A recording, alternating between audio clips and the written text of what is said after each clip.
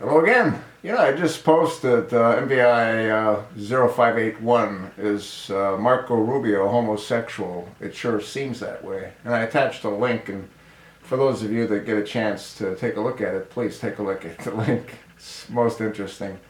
Now, here's something you have to sort of appreciate and more or less agree with. If someone is a homosexual, like Barack Hussein Obama, I believe, is a homosexual, and he's kept it secret.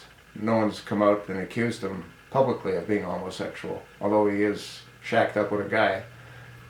If Marco Rubio is a homosexual, or even was a homosexual, and if he becomes president, since he's hidden that from the American people, he's hidden that from the evangelical Christians that voted for him in Iowa, he's hidden that from everyone, possibly even his wife. But let's say that he does become president, and let's say people have photographs of Marco in rather uncomfortable positions. Would he not be open for some blackmail? That's the problem. If Marco were truthful about his past, then he couldn't be blackmailed. But he hasn't been truthful about his past. He's lied about his past. If in fact what's in that previous video and in that link is true, I believe it is. He exhibits those traits. And homosexuals do have certain traits that they exhibit. I don't care about homosexuals. They don't bother me. I want nothing to do with them. The thought of two men being intimate disturbs me.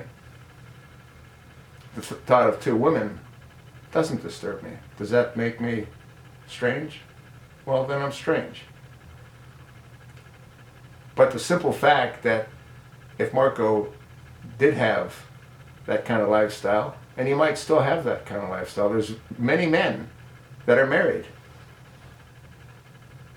that have families, that have children, that are that way. It's quite possible that Marco's that way. But the fact that he's kept it secret, if he's that way, opens him up for blackmail. Which is why he needs to be kicked to the curb. That, coupled with the fact that he's not eligible to begin with because his parents were Cuban citizens. They didn't escape Castro. When Myron Lansky, his casinos were shut down, his parents came to Vegas. His father was a bartender. His mother ended up being a maid. They didn't escape communism. They worked with gangsters in Las Vegas. But that's a different story. Nothing that Marco seems to tell the American people is the truth. You think it'll be any different if he's elected president? This has got to get out to the media. Marco has to come clean about his past, the same way as Ted has to come clean about his past. You know what I think. You know why I think what I think.